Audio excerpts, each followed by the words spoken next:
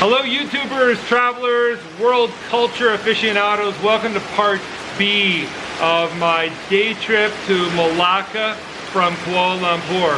If you haven't watched that first part, it's about 15 minutes and everything now will make more sense if you go and see that one first.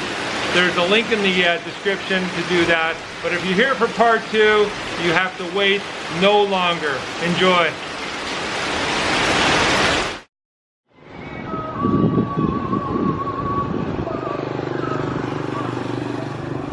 $1935 isn't not old.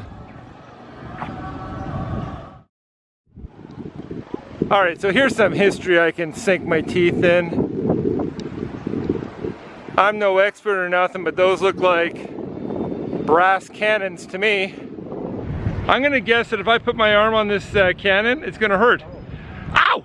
Yes, it's quite warm. I think I've made it to Afamosa.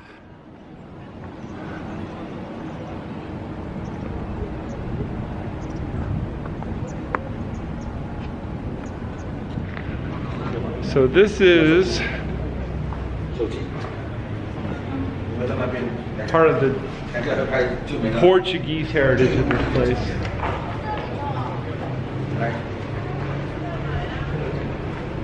Made out of that natural volcanic rock from the area, the laterite.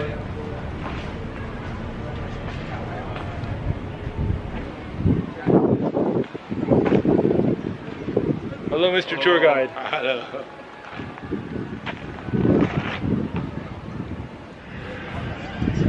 Should I go to the Dutch graveyard first? I think I will.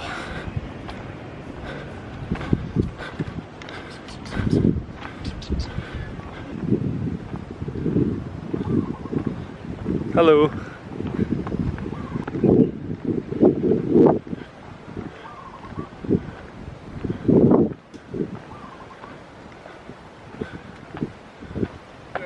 One of the more peaceful places I found so far. Beautiful breeze coming in, lots of shade. I think I might have just walked by what they're calling the Dutch graveyard. I'm walking downhill again, which hurts my soul a little bit because I'm gonna have to come back up because there's stuff over here I haven't taken a look at, but whatever. Workout for the day. Sacred to the memory of Jeanette, 4th daughter of Alex Miller Esquire of Monk Castle, Ayrshire, Scotland. Died in July 1831, aged 21 years. I wonder what her story was.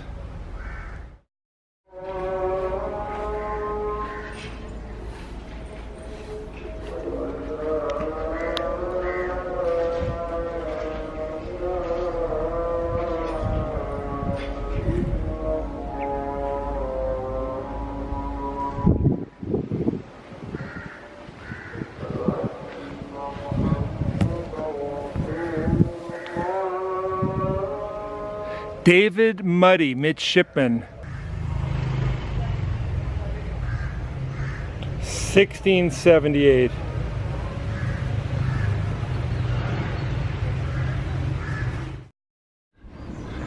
All right, so we continue up St. Peter's Hill, or is it St. Paul's Hill? Robbing Peter to pay Paul, isn't that a thing?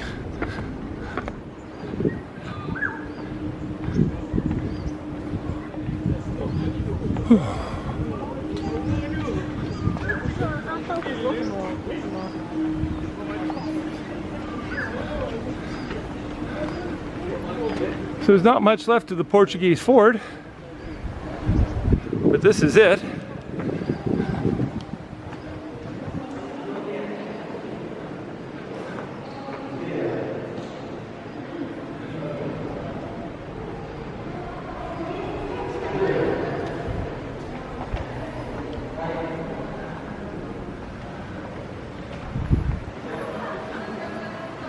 I wonder out loud what these are. Laid to rest here is Maria Noman's wife, Minister of Melaka, who previously fell asleep to the Lord in 16. So these are grave markers.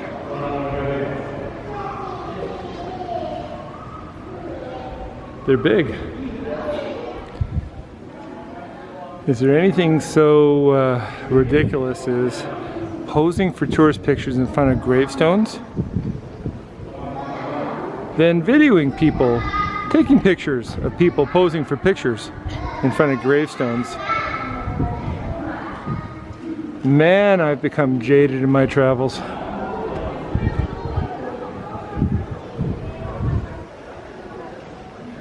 (1659), 1709.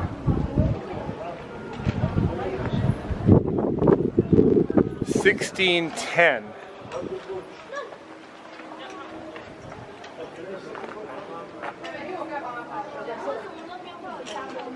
(1806). The engraving is really special. Oh, I was going to take a picture right against this one here.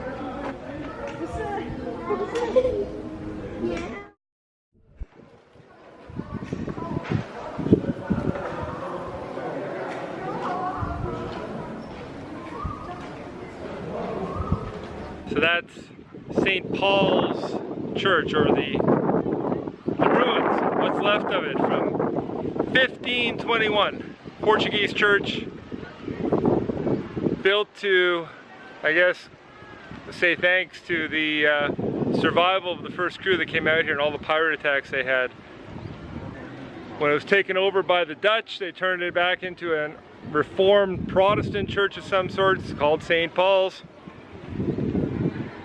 Then they built a nicer church down there, the Christ Church, which you saw a bit earlier. This one fell into disrepair, and then the stopped using it. Then the Brits come and take over and turn into an ammunition dump. Build a big tower and a big flagpole and call it Flag Hill.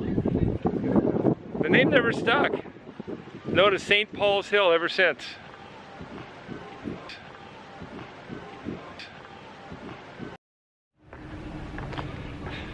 So we're about 2 hours in. I gotta head back to the bus station in probably an hour and a half or so. And I gotta be honest, I haven't seen that part of Melaka that has warranted making it a UNESCO World Heritage Site. Certainly some pretty sites. I mean, the waterfront, the riverfront's nice. The ruins are kind of interesting. But I'm gonna head over now to possibly the last stop of the day before I sit down and have a bite to eat and just get a beer and relax, which is Jonker Walk. I don't know what it is, but I know there's gonna be obscene bicycles. Oh my God.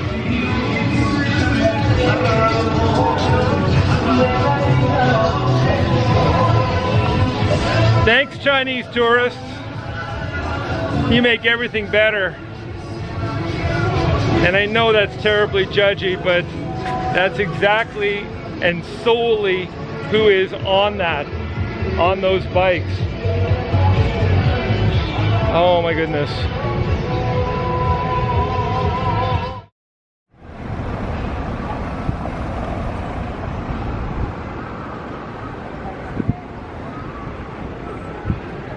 Kota Melaka, the Melaka port, some battlements, bastion of cannons. The center of the Malay Sultan, 15th century.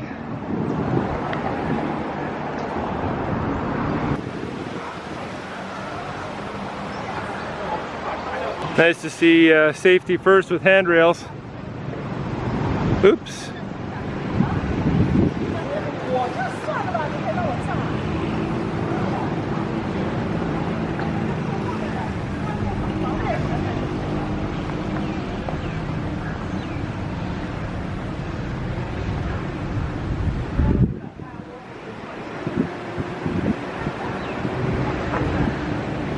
So there's the beginnings of the port and the opening, I guess. So I think the prettiest thing I've seen here today, and certainly the most peaceful, has been the waterway and the Melaka River. Love it. I guess I can understand the UNESCO designation. Those four cultures, the initial Malay cultures, then the Portuguese and the Dutch and then the British. This was a hard fought part of the world, and those who controlled it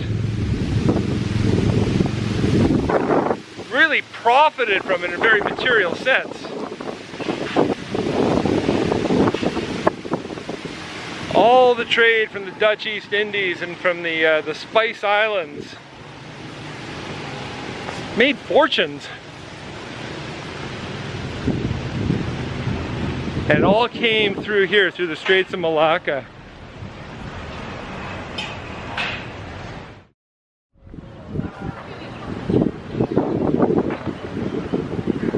So here's Jonker Walk. This is the fifth and final of my destinations for a one-day whirlwind through Melaka. So if you ignore the freshly paved streets, this is, oh, and the cars, this is very, very close to you see me wince a little bit there? This is very close to Hoi An in Vietnam, sort of, kind of. Same kind of low two-story architecture. Very Chinese in feel, right? So they'd have the shops underneath, they'd live on the top here. That's definitely heritage that's worth saving. Uh-oh, here they come.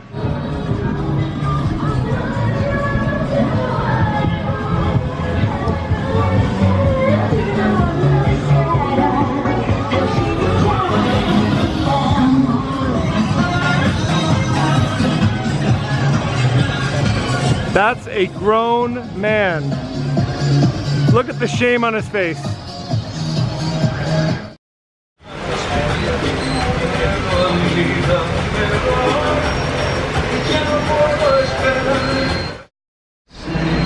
So on Jonker's Walk in Melaka, I'm having a very famous, well, for this restaurant, ramen rice bowl. I'm looking forward to this. Alright, lunch taken care of at the Geographer, a really wonderful vegetarian ramen and a couple of beers. And I'm afraid that my time is almost up here. Let me check. It's 3 o'clock. My bus leaves at 4. I fear that I must walk to the junction, grab my grab, and begin to make my way to Kuala Lumpur, sadly. But not before I take a look at the very famous statue of Datuk Wira Dr. Gan Boon Leong. Mr. Universe, yeah. My God. He's got a baby face. How does he do it? How does he do it? So I haven't had time to do any research about Jonker Walk, but this is Jonker Walk, and it's the important / trendy street. All those shops and cafes. I was at a really good cafe. It's called the Geographer there.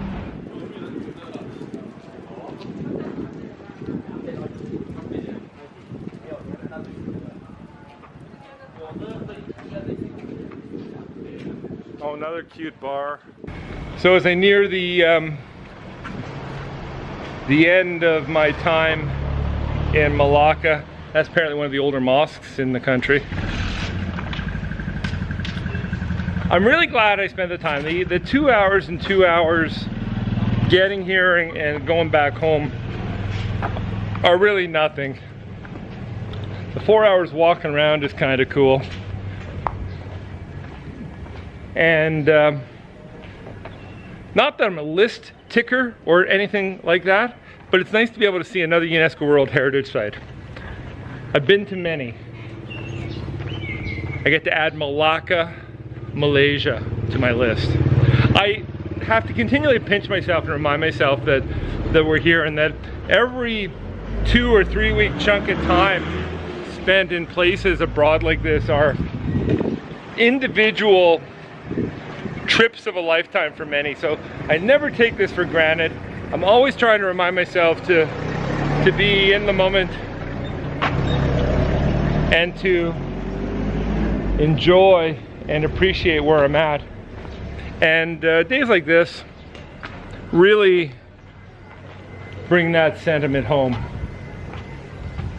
So I bid thee adieu from the UNESCO city town site of Melaka. Cheers.